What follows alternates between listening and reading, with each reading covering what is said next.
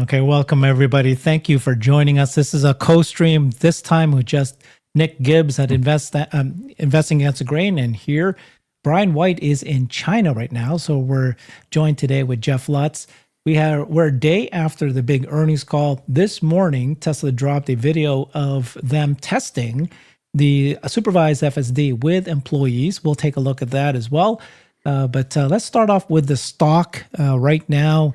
You know, we see the stock jump a little bit last night, but right now it's up by $19. Many people are saying, well, this soaring only because, the market is soaring as well. Do you think that this has anything to do with the earnings call yesterday, or is this all because just they're following along with what the market's doing? Let's start with you, Nick. I thought you were going to go to an important person first. I think the vast majority of this has to do with the Trump tariff, Jerome Powell, China situation. All that news that broke last night, literally right as the earnings were happening. I also think part of it has to do with Elon saying that he's not stepping away is the wrong word, but less day-to-day with Doge. That's not even debatable. You can literally see the stock moved up the second that he had said that. And then I think I don't think that any of this has to do with what was said on the earnings call as far as robo taxis or launch, or I mean, we there's no way to know, but my gut tells me that all of that kind of landed flat. The new vehicles, I think that landed flat, and not so much because I think more so because they were wishy-washy about it rather than just be direct. It felt weird when even Lars kind of waffled on that one. It's like, all right, man, like just say it like it is, rip the Band-Aid off, or I don't know. It felt weird, but I think, yes, the majority of this to me, tariffs, Jerome Powell, not trying to get him fired, and Elon kind of stepping away. And I'm sure there's 10% of, or some part of this is hopium from people like us that, hey, it is coming, still on track, all those things. But yeah, I think most of this has very little to do with actual Tesla and their products. Okay. So Jeff, you've had a night to think about everything. Did you summarize your thinking about, post earnings? Where are you sitting today? Yeah, I mean, it's earnings are certainly a mixed bag. If you look at the raw results from the quarter and you just look at it in isolation and you don't understand or you aren't following the company very close, you can look at sales and net income and earnings, and look at all the classic metrics and look at them look at them compared to last year, look at them compared to analyst expectations, say, well, this is a miss on multiple levels. But then when you understand what the company was doing during the quarter, and you understand the mechanics of essentially taking 2/3 of their supply down for about some area of 4 to 6 weeks, and then not being back up at full supply for probably 8 total weeks, you start to understand that, wow, they made money and their gross margins weren't, meaningfully different than the prior quarter. And you're like, okay, well, this is interesting. They actually had free cash, and we'll talk about where the cash comes from. I find the whole commentary on ZEV credits actually conflicting and baffling from the media and financial analysts, and we can touch on that in a bit. But I agree with Nick in terms of like setting the stage for the actual call. Obviously, the macro news of the president literally stepping up into the mic and saying, swatting down probably the two biggest macro overhangs, which are we're going to de-escalate with China, and I'm not going to fire the most important central banker in the world. I think that helped clearly. And then Elon started the call and positioned where he was going with Doge, and you can look at the X post of Elon over the last, call it, several weeks, and how they've been trailing off on Doge, and they've been increasing in terms of his businesses. And I think I even posted about it the day before. I see him coming on the call and saying, look, this is here, the 30-day clock starting. So I agree with Nick on a number of those things. But what makes the multiple of the company uh, be so high relative to other people that make cars are the other things that it does in the energy space, the AI, the physical real world AI autonomy space, and eventually what they'll do with humanoids. And on every single one of those areas, they reaffirmed prior guidance. And I would say even on unsupervised FSD, always thought that for our own personal cars, I thought that was a next year thing. And Elon said by the end of this year, who knows if that happens? But it looks like we're in the striking range of all these things happening. Now we see this morning that there's full on employee rideshare services happening. We knew that they were trialing the service in Palo Alto. Now we know there's cars all over Austin. And I think some of the commentary also gets misread from the calling. I think everything, by the way, this company is overanalyzed on X, on financial media. There's so many people with so many comments about Tesla. Everybody wants to talk about it. I joked about, Better Homes and Gardens, commenting on January sales because it fed some narrative for people that protest. So all I will say is that it's very overanalyzed company. But if you look at, they're basically making this transition from a lot of our money's, they're still going to make a lot of money bending metals and making cars. They're going to do it on a different set of vehicles, and they're going to take the price tier down. They're going to enter a price tier that they haven't played in before, that others are playing in and getting a lot of their volume. So, but the sources of revenue on the company are going to change. It's happening right before our eyes. Elon is laying out the path for how that's going to happen. You're going to have to trust him and his team, but you can now see some of the intermediate milestones starting to line up. It's not saying that there's zero risk, but you can see them starting to line up. So, I mean, that was my take. I think from the analyst reaction, you're seeing several downgrades, you're seeing some upgrades, but nobody's, I think everybody's kind of, I should say, price target reductions you're seeing. I think they're all kind of maintaining their ratings because, this thing's all over the place and they don't want to be caught and get their faces ripped off on the upside. So I think you're seeing a bit of a mixed bag there, but everybody's happy where the position, the tone, the tenor that Elon set, and there's a lot of confidence that Tesla's going to execute on this transition going forward.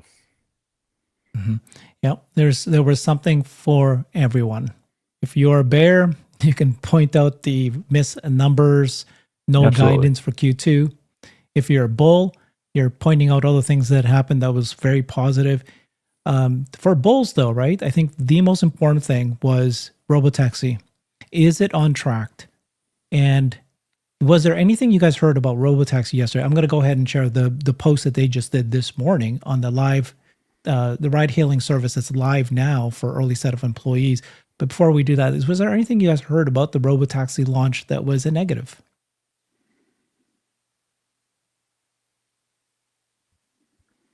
A little bit. I don't know. I guess it depends how you interpret it. Clearly, they're struggling, and maybe struggling's the wrong word, but it's going to take longer, I think, to scale than anyone thought, because my estimation is that there's a lot of nuances in a given city that you can only get and figure out that you need to have this nuance after such a massive amount of driving. And I know that almost sounds stupid, but there's certain things that where you can park here, you can't park here, or during these hours you can, during these hours you can. Just where I can drop someone off, where I can't, where the school zone is, what you do during a football game. I mean, I think there's a lot of these really minor edge cases that they're trying to solve for, and it sounds like they want to do it unsupervised, right? No one in the vehicle. So I think they're really trying to hone in on that. And I think for these first few cities, it's going to take a lot longer than they thought. Hence, we're talking about doing kind of more of a geo-specific model. I wish they would have elaborated a little more on that, but Elon kind of cut them off. But I think that alone is going to make the scaling a lot longer than I think we would have expected. But even then, I think if you look out to 2028, 2029, it's going to be irrelevant. But I think for the next for the rest of this year and even next year. I know Elon's saying 1 million robo taxis. I would highly hedge that until we've seen Austin deployed and see what it takes to get to another city and then yet another city. And at that we could see, like, are they learning? Are they iterating? Can they take what they did? Or is it every city so nuanced that we have to go and do all this volume driving? So I don't know. I don't think it's a negative, but it's something that with the way they spoke about it, almost seemed like they were caught off guard by this. When I think a lot of us were kind of like, well, yeah, obviously there's nuances here, but we believed in this whole generalized solution, which is still generalized, but the way they've spoken about it, I would say for me, it led me to think that this wouldn't be needed, because I assumed that they had already thought about this, and maybe they did, and maybe it just didn't work out the way they wanted. But I don't know. Again, that's like, if you're asking me to try to come up with negative, that would be it. But even then, I don't know if it's as big of a deal as the way it came off or the way I'm even explaining it. But that would be the negative, in my opinion. Mm-hmm. Yeah, it's strange on an earnings call to get into detail, like mixture of experts and kind of their approach for localization versus generalization. I find it strange a bit to go as deep as they go sometimes, versus having a separate events where they kind of talk through their strategy. I also think part of this is we're going from the state of it's going to happen this year, it's going to happen this year, it's going to happen next year, to, oh my God, it's happening this quarter in June. Where you can actually now X out and count the number of days on a calendar. And from doing large projects, what you'll find is that teams tend to encounter and absorb a lot more detail of what's needed than they may have realized when they were looking at this and measuring it on scales of years. Now they're measuring it on the scale of days and it being weeks away. And some of those examples that Nick brought up, they're real. The bus lanes, where you can park, things like that. All these things need to be worked out and understood in cities. I still think that Tesla, the key in all of this, the thing that everybody spends 95 to 99% counting interventions and talking about, like, this happened to me on this drive. And there's literally a fraction of a percent where we talk about the business model that's underlying here and how far ahead the business model is relative to anything else out there. So Tesla could have pushed something out sooner that was more localized, but then it wouldn't have the scale and it wouldn't have the business model behind it. But the underlying thing here, the real jewel in this whole thing, is the business model they've created, which is this very low cost of entry, very low cost of capital, all the way from the inference hardware and the inputs on the vehicle, the controls on the vehicle, to the whole infrastructure of a robotaxi service, where they've engineered the base layer of silicon and the software that runs on it. And they've also engineered and specified, the cleaning brush that's going to go in and scrub the seat during their automatic robotic cleaning operation. And when you have that kind of span of control, and where you've engineered that every step of the way, you're not going out and paying somebody a margin to do that. You've set something up that I don't think any analyst has properly dissected in terms of Tesla's lead in the business model of doing robotaxi. And then it goes back to Nick's statement of when does the piles of money start flowing in? And now we're talking about which quarter is it going to be in? Is it going to be in this quarter or that quarter? But it's not like it's not going to happen. It's more of like, which quarter is it going to be in? I still think there are technical milestones. 1 in 10,000, I think, is something that Tesla is talking about. But I think getting that release in the hands of users would be helpful as well. I think if you look at the conversation online, the sentiment about 13.2.8, and you were to compare it to the sentiment a year ago, it's night and day in terms of how people perceive this. But there is some bias in doing that. And from my experience in doing these types of doing these types of trials with people. So, yeah, to me the surprise was a bit the 1 in 10,000, and they're getting into this kind of detail about localization, where I really think they should just step back, focus on Austin. The 10 to 20 cars on day one didn't surprise me. They'll have 50 of them next week if things go better. There's no economic concern to me of what they described there. But let's get this 1 in 10,000 release out to people and have them experience it. Yeah. So the list of things that might have been seen as negative is just the launch of day one, right? To 10 to 20 cars, no cybercabs, just Model Ys. But the positives are that they're talking about remote driver, not that they'll need to have supervised anymore. And then this morning, they launched this, which is another very good sign that it is FSD supervised, because obviously they're not yet authorized to do unsupervised. They have a ride hailing service that is live for an early set of employees in Austin and San Francisco Bay Area. So both places. We've completed over 1.5 thousand trips and 15,000 miles of driving. This service helps us develop and validate the FSD networks, the mobile app, vehicle allocation, mission control, and remote assistance operations. So this is what they're doing, baby steps. They need to figure all this out. And right now, this is just a small group of people, the employees. They're about to expand it. But let's take a look at this video, because the video is pretty cool. It had quite a few things that are kind of a little pretty cool. That's the app. Open up the app. And then this is the car deciding, okay, there was a ride requested. I'm going to go to this location, pick up this person. Car arrives. Yeah, you're notified that the car's here. Buckle seatbelts and get in. You go into the back. By the way, you notice that there's a rear. Look at that. There's that rear screen. So many people kept saying, why are they selling these Tesla Model Ys with these rear screens? No one ever uses it. My kids don't ever use it. Well, this is why. They're doing it because it's all set up for robotaxi purposes. You say start the ride, and then you confirm the location, and the driver goes. Now, in this case, there is a person in the car still because it's supervised, but this is what they've been doing. They've been testing this. And then somebody said, I think Omar, that when they do that, the lights inside open up, turn on, just little touches like that. Person gets there, leaves.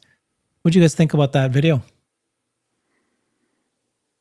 I think it's excellent. I mean, I think this is something that we've, on the more bullish and hopeful side, we speculated that they would do this with internal employees and testing with a driver, but when the actual soft launch happens, there'd be no driver. So I think it's exciting to see this and actually get some metrics here.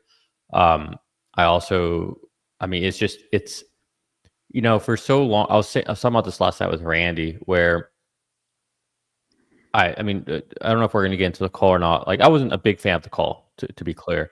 I thought, like, I don't know if Elon was just upset or had a hard day or whatever. Like, I get it. He's human. But at the same time, he's the CEO. I think he has some responsibility to not only just the shareholders, but his employees, and to make sure that he comes on with a good and energetic attitude. If not for the shareholders, but for the employees, because they're listening to this, and they probably also need to be.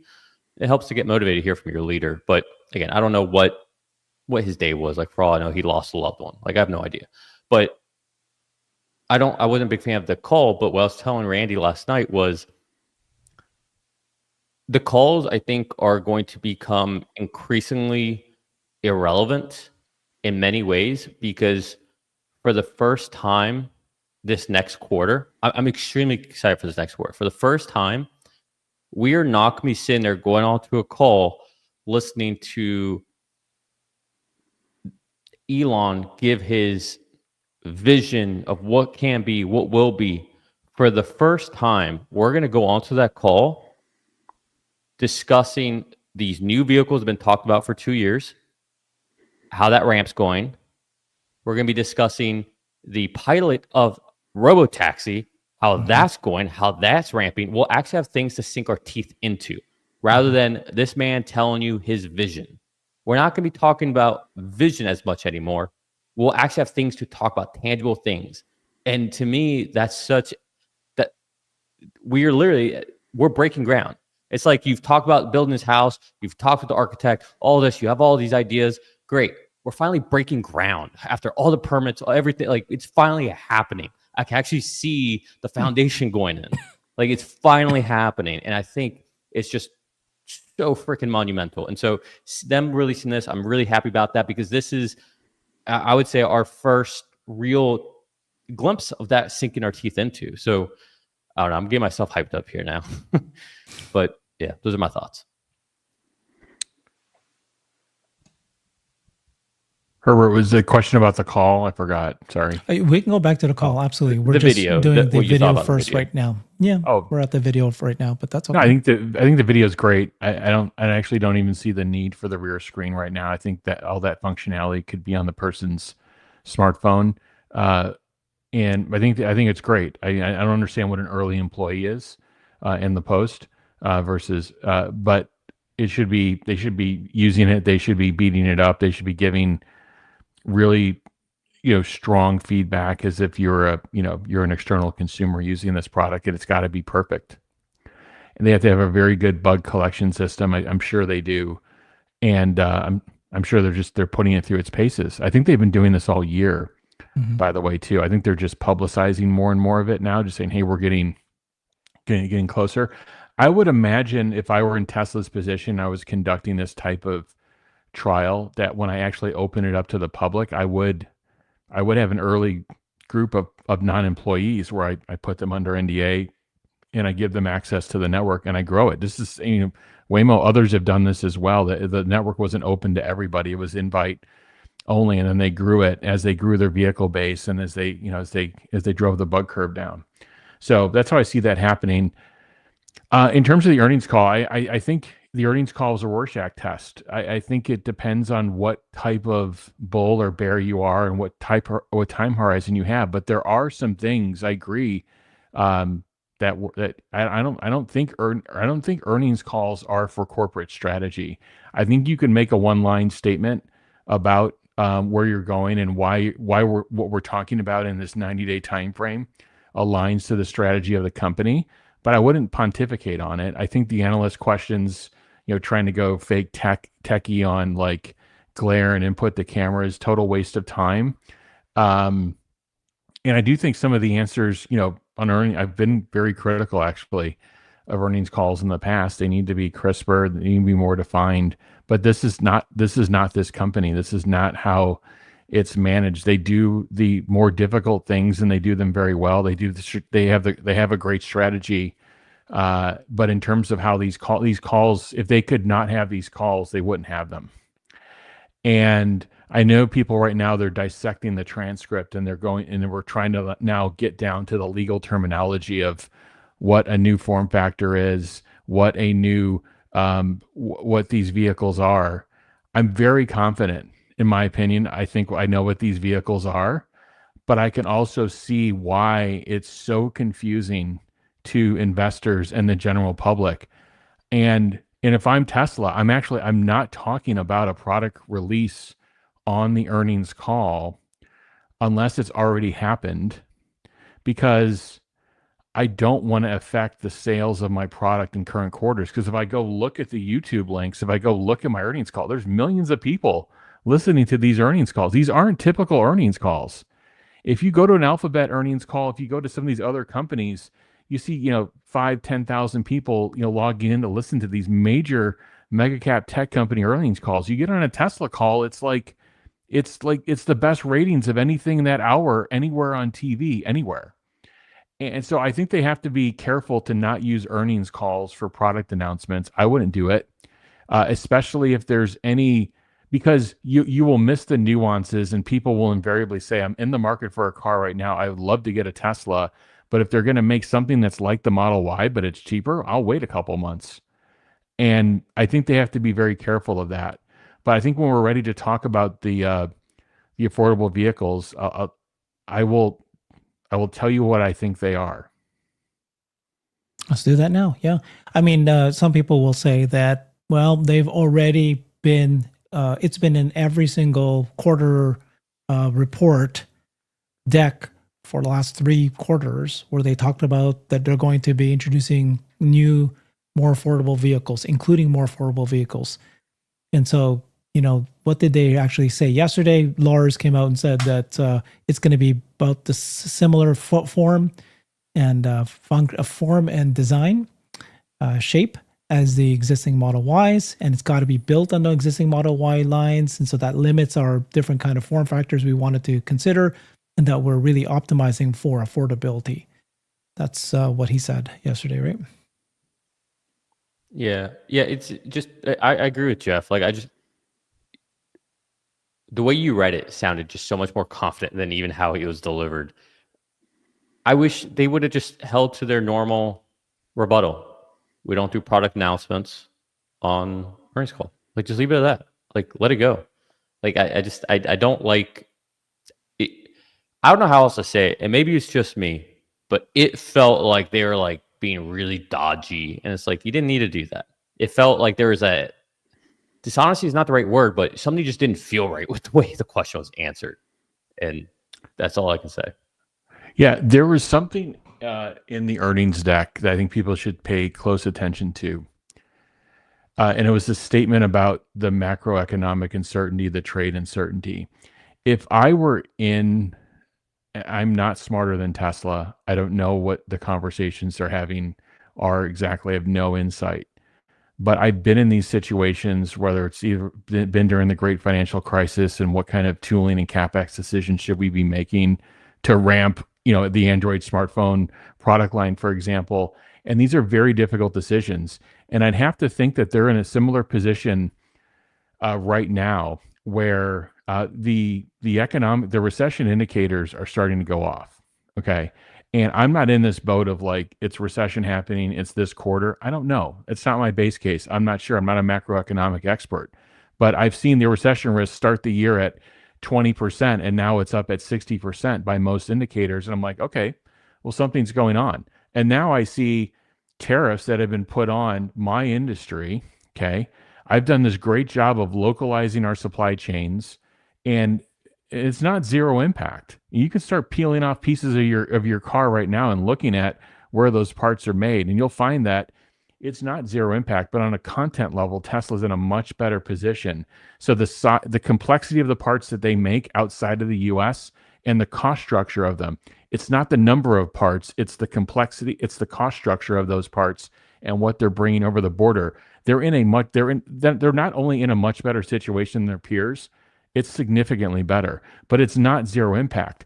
So if they're going from building the 3 and Y, which these cars have somewhere on the order of $6,000 to $8,000 of margin per vehicle made, depending on the tier, the trim, the region, and now you're going to a set of vehicles where the margin structure may be 3 to 5K. And remember, they're doing financing deals that bring that 6 to 8K margin down a few $1,000s as well.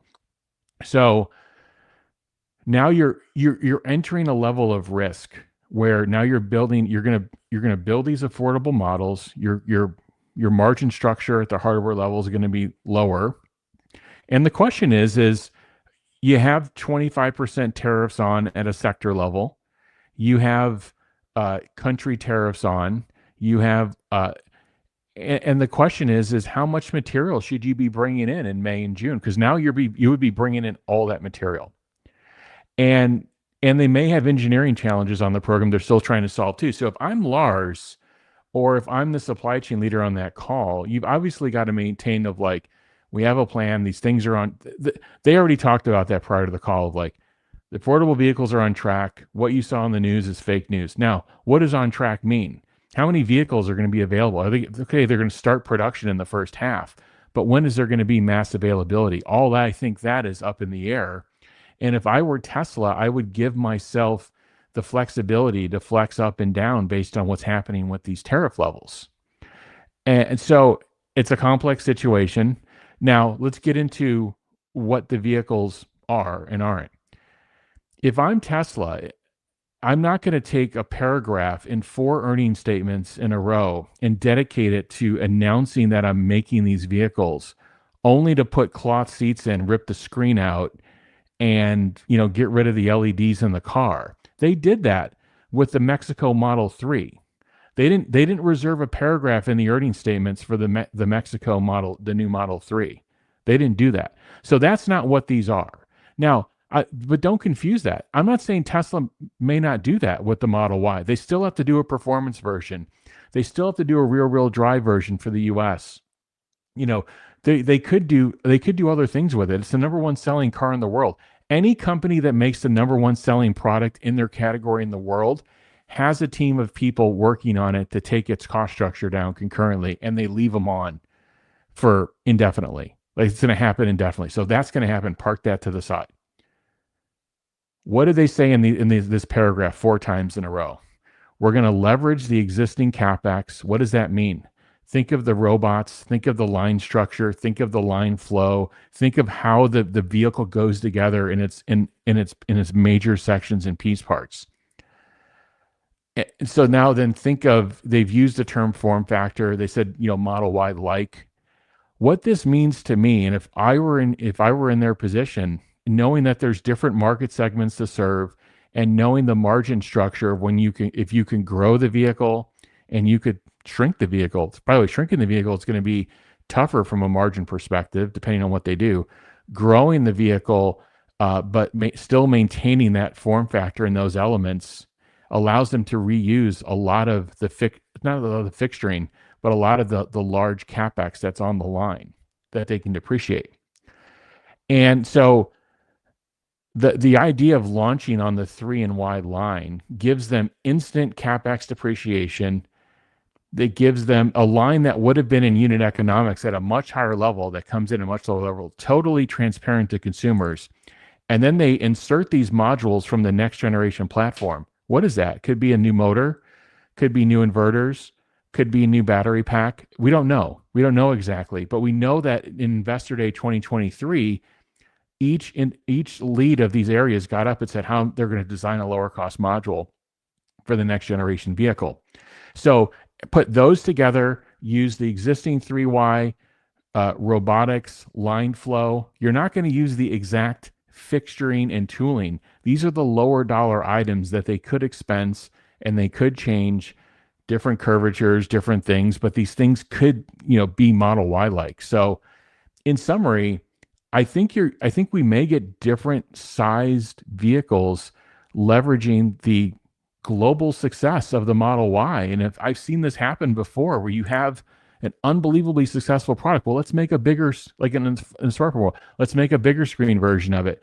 Let's make a mini version of it, and let's capitalize on it. That's what I think could be happening. I don't know. I'm not on the inside, but if I read everything I read, to me, that's what they're doing. Sorry that took so long.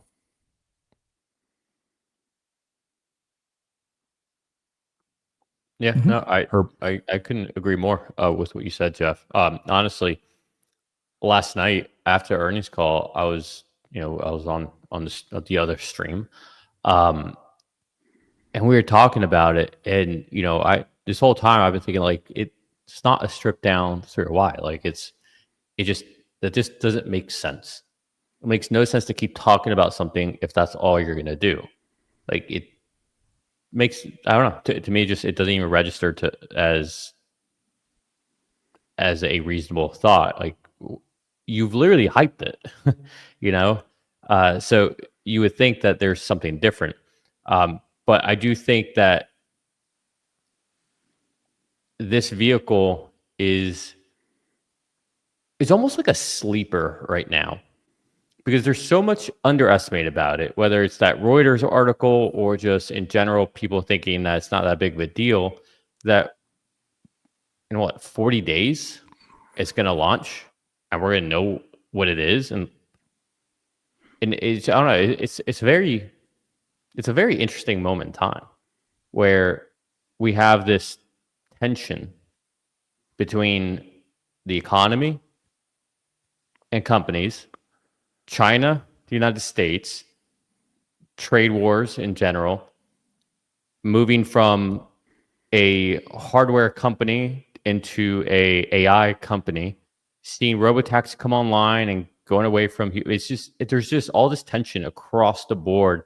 And it's just an interesting point in time to see how everything is going to unfold. But I'm pretty optimistic. I really do think it's going to be a decent looking vehicle. It just stands to reason. It's probably going to use the same castings, same line. I think it's probably going to be like a fascia update.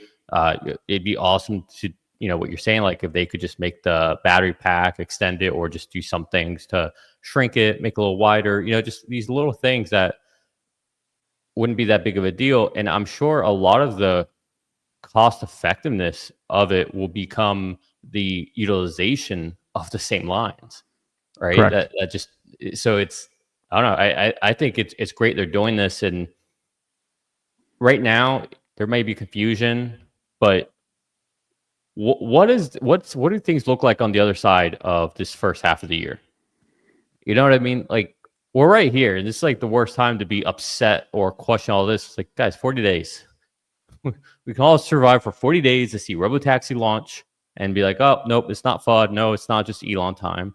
And these vehicles come out and we're going to know what they are. And just imagine the demand for a new form factor that's more cost effective. Yeah. It's gonna be both the affordable models and Robotaxi are launching by June, right? So a couple more months. But the most important thing, right, is they said that they're still on track to release these several models. And Laura said that full utilization of factories is the goal using existing lines. Targeting low monthly payments is what matters. If you come out with a vehicle and it's low monthly payments, whether or not it's different form factor, different shape, yes, that might make a difference. I mean, that's a good question, right? Like it's a different segment. That may either determine a TAM or not, but really the price is what matters. And I think that they are saying the focus is on affordability. Using our existing lines, we have limitations on how many form factors. Tesla does not make bad cars. So the models that come out will resemble the form and shape as the current cars. What matters is the price. If they can get the affordable monthly fees, it's going to sell. The only thing that was a little bit negative was he did say ramp is slower than thought, but nothing stops us from the production. And the ramp is probably associated with tariffs and the uncertainties and things like that. Yeah. They may have a few issues they're working through, but think of the economics of a real six-seater Model Y, not the one or even seven-seater, not the one that's shipping that we do now, but think of the economics of that, where right now to get into a six-seater Tesla that you're actually somewhat comfortable in, it's more of a Model X. But what if that car could start at 45 or 50K and be on the most successful vehicle platform in the world? I think these things are going to be time phased. They're not all going to be released at once. But I do think a smaller vehicle makes sense in China and Europe, for example. There's a lot of calls for that. And or hatchback or something along those lines. But again, using a lot of the same tooling, a lot of the same cosmetics, a lot of the same paints, finishes, and a manufacturing approach. You start your, instead of needing this launch series to drive down your unit economics, you start with CapEx that's more fully depreciated. You're still going to be buying some incremental CapEx, but you're going to start with the things that the consumer can't see, and you're going to take that cost structure meaningfully down. And then the things that they can see and experience, whether it's a bigger vehicle or smaller vehicle, they're going to get that experience basically not for free, quota, but you're going to be taking costs out of areas that they can't see.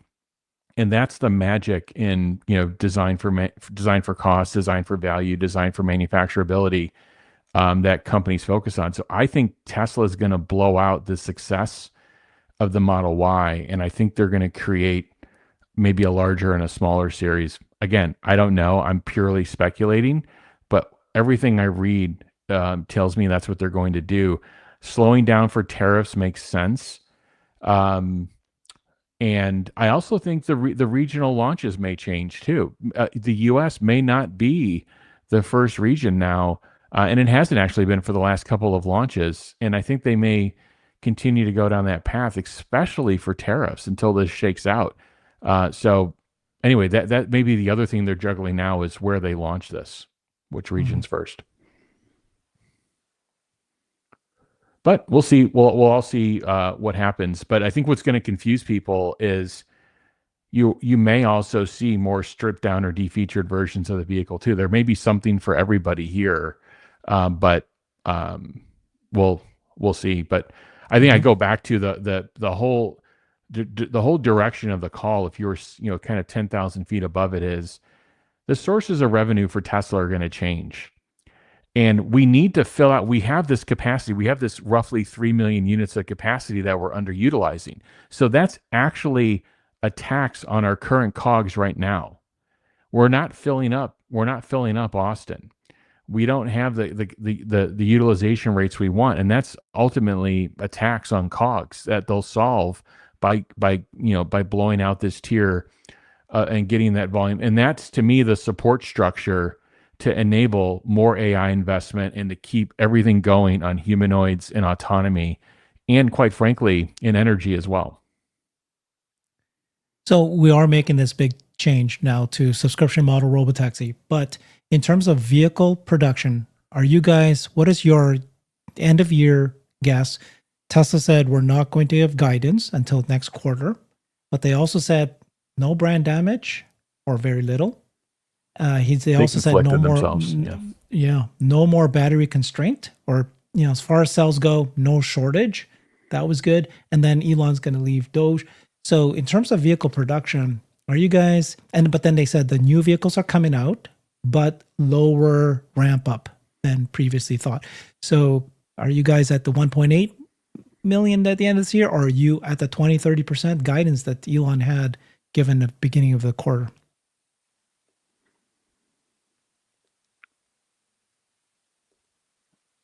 I mean, I could start unless you want to start. The Q1 start certainly puts them behind. So, and if I'm Tesla, knowing what the current tariff landscape is, the tariff landscape hits in two directions. One is it hits an input cost.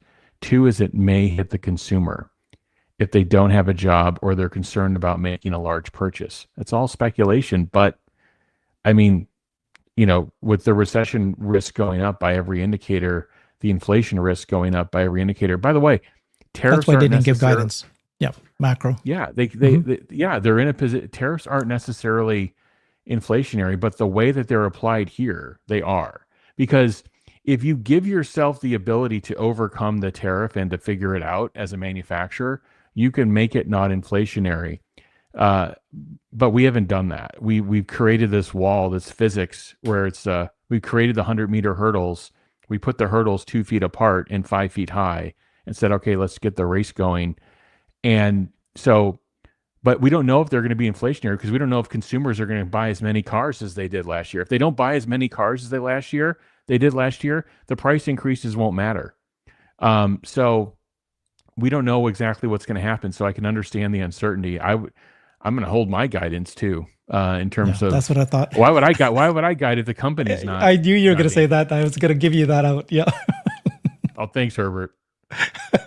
I was going to see. I was baiting you to see if you're going to give me a number. Come on, Nick, give me a number. Listen, I'm going to cop out by saying the same thing I've been saying for a while. It's irrelevant. The only thing. Good point. It's not how many vehicles they deliver, is how does the robotaxi launch go? That is the thing that truly matters. Us being up right now. Yeah. Yes, a lot of this has to do, like I said before, because of Trump and JP and all that stuff. But if we're going based off the numbers, if we're going based off deliveries, we're going based off revenue income, we would be down hard. No matter what happened with Jerome Powell or Trump and tariffs, we'd be down hard. So to me, the only reason it's still up here is because people like us are not selling right now because we believe in this vision of the future with robotaxi. If people didn't believe in that, and if they weren't looking for that, I think this would have sold off like crazy. But I still think there's hope in there, and there's enough people who see the vision. Maybe they're not deploying a lot of capital right now, but they see it. And I think everyone is just saying, is this still trending in the right direction? I think it's the only thing that matters. As long as they keep making progress towards robotaxi and actually deploying it and showing tangible improvements, I think it was irrelevant of how many vehicles they sell. I think Wall Street investors will give Tesla the grace to do this. And I think someone said it best. You're not invested in a company right now for their earnings. You're not. You're invested in a company right now for the opportunity of, call it a call option if you want, but of the future and a big bet. That's what you're invested in. You're invested in a revolution, not in evolutionary change, but in a revolutionary way we move ourselves from point A to point B. That's what you're betting on here. Yeah. What's the call option on GM, Ford, Uber? Some of these other companies. It's not clear Those are what put the call options, my friend. Yeah, exactly. And Okay. Yeah, so let's go down this path. Okay, Tesla is trying to turning over from a vehicle company into these physical AI company. Do you guys feel that in the call yesterday they did a good enough job explaining robotaxi, which I think that they spent a lot of time details. They spent some time on humanoid bots. Wish they'd spent more, but isn't it odd that they didn't talk about Dojo or compute? If they truly are switching over to physical AI, it would have been great for them to had a slide on the deck saying, "Here's the compute," and they should have spoken a lot more about Dojo and their path to higher compute power by this year. Why was that not discussed at all? There was no question on it. That's one reason. it's not clear that it's a gating item anymore. It's clear that they're investing in it, and I think the week before, on the Tesla X page, they showed the Dojo pictures and did a nice layout of that. They did. It's not clear that it's this critical path for them, but I think it is important for the valuation that they're managing more and more of the end-to-end model. I think they were doing about 10% of the training on Dojo. It would have been great, Herbert. I think you're right if they would have updated us on that, but not as critical. And to me, the biggest takeaway statement from the whole call was when Elon was talking about the business model of their robotaxi, and it hits in two different ways. And I just hope I can express it so it's clear for everybody. One is they're going to swim in this blue ocean of they're going to be at a cost structure that will be at a fraction of other people that are doing human-driven ride-hailing services and delivery services, as well as people that are using robotaxis today. And they've done that from how they've engineered their unit economics, their vertical integration. I'm not going to get into that long description, but so the one way is they're going to be at a cost structure that's a fraction of everyone else, and where it's going to blow, I think, a lot of spreadsheets wide open is you can't take today's current TAM for rideshare or today's current TAM and then apply it a couple of years forward and say it's going to grow at this rate, because those TAMs were created at much higher cost structures of the existing services today. What you have to do is you have to look at what happens to the total available market for these robotaxi services when the costs are at a fraction of where they are today. And then what new industries fold into this TAM? Is it the last 3 feet or the last 3 miles of package delivery? Is it food delivery? Is it a number of different things that just weren't there before that would now appear and add to the total available market of these services? So I think where a lot of people get caught up today is they look at today's economics and then they try to slice that pie. I think what Tesla is saying is the pie is going to be a whole lot bigger, enabled by the margin structure and the economics and the business model of what they're building. Yeah, ARK Invest said that Uber ride-hailing market is a $180 million business, but once you get to $1 per mile, you're talking about $1 billion, and then once you get to 25 cents, you're going, like 100 billion. I can't remember the exact numbers at this point. In terms of the compute, so a couple things. One is they did say that they're continuing to spend over $10 billion in R&D, so that's good news. They did show the Dojo the week before. I think you're right that maybe that's not a constraint, but it would have been nice. They really should have still did something. And I think maybe, what do you think? Maybe there's like, they don't need to share more than they need to because it's a competitive market. They don't need to tell people until they're ready. We know that they're building that whole massive new building in Giga Texas that everybody believes is for Cortex 2 because you can see the megapacks surrounding it. Like, why would you need megapacks around a building unless it's for AI data center? So maybe they're going to reserve any comments about this. Yeah. It's an earnings call. It's last 90 days, next 90 days in the year.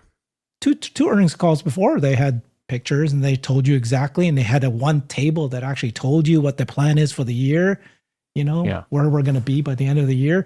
I assumed that was going to be the key metric that we're going to be judging the company on is compute power and what the path is and what they've achieved, where they are today. Are they at 100,000 chips now, H100 equivalents? Where are they now? Don't know why they didn't mention that. That was the only thing I'm going, why is there no mention about it? You're right. It's inconsistent. If you're a physical AI company and you're trying to convince the world that you're a physical AI company, you talk robotaxi, you talk bots, you talk compute. So just curious. You're right. You're right. It's inconsistent at a minimum. I don't know if they're trying to have some opaqueness in this area right now. That's what I'm saying, not having here's all of our compute, here's how it's going to go by quarter, and giving everybody else a marker to run against. So that's the only other thing I can think about, but they have talked about it before, to your point. So Jeff, I think you pointed out, I want to show this photo of the robots, right? You pointed out that you thought this was kind of unique. Are we here? Which deck am I showing, Josh? Yeah, 2 below. I don't know, man. Yeah, I can see it, Herbert. 2 below. I know, but I can't find it on my screen, so I don't know what's going on. I can't help you there. Here it is. Okay, I got it. Found it. I got too many things going on. So let's take a look at this photo. You pointed this out. Go ahead and tell us what you're noticing here. I mean, this is not to show the crazy, jungle of a new product line in a factory, which is what this is, and the manual assembly stations involved. These are new Optimus. This is the next generation Optimus. Look at the head, look at the shoulders, look at the arms. This is a lighter, slimmer, which is what you want, because then you can really start cost reducing the actuators and as well as the battery pack, a number of things in the product too. So to me, this is the next generation Optimus that's being built. That's what the caption was, look at our production line to build bots. But the takeaway is this, there's a new Optimus in this picture. If you put it side by side with the Gen 2, it's meaningfully different. And they're going in the right direction, just like they do on cars. They try to take mass out. They try to slim things down, and it just improves the overall performance of the product. So, bot hardware is going to be highly competitive. I think, Elon talked about it. He talked about it he thinks they're going to have the best product in the world, but he thinks China could be 2 through 10 in terms of productizing it. But remember, this is a number of things coming together. This is the AI infrastructure. This is the inference, the brain inside of it, the software, the real world physical AI brain that'll be inside of Optimus. And then it's the actual hardware and be able to manufacture the hardware at scale. So I think Tesla does have the best combination of all three of those things. And that's what, I think people should feel good about. I think when people talked about the ramp, I think when they talked about the ramp of Optimus, there's a lot of confusing notes, even for some very big accounts on X of, 1 million units by 2030 or 2029. No, that's the run rate of the product by then. But even that run rate sounds a bit shorter than what has been verbally put out there before. So I don't know if they've fundamentally encountered an issue, or they're just trying to tighten up the communications and the expectations on this. But the other thing I see that's being discussed online that I just don't think people are even in the right ballpark on is they want to apply a revenue number of, okay, if they're at 1 million run rate and they're 30,000 each, when this thing is clearly going to be less of an upfront purchase model and more of an ongoing services model, where basically Tesla can improve the services, the capabilities of these things over the air, and give them increasing functionality and get increasing margins from their customers. So Optimus hits on so many different levels. It doesn't have to be this nutty 30-50 trillion dollar discussion. It could be many trillions of dollars in that conversation. And the question is how is this ramp going to go? I think Tesla is going to lead the way. I think you see a lot of people investing in production value in YouTube videos online. But if you really looked at the end-to-end stack of the company, of do they have the manufacturing chops? Do they have the unit economics understood? The way that they've designed their supply chain, the way that who's doing the layer one, who's doing the AI software, who's doing the silicon, and do they really have the end-to-end unit economics to be able to not only scale hardware, but then scale profitably? I think Tesla's in a much better place. I also think there's going to be economic, national security implications of this as well. Elon talked about rare earths. I've been online screaming about this for a couple of weeks. It is an issue. It's not an Optimus only issue. It's every bot. Quite frankly, it's every electric vehicle. By the way, it's even in conventional non-electric vehicles. It's in smartphones. So I think that's going to touch a number of areas until that's cleared up.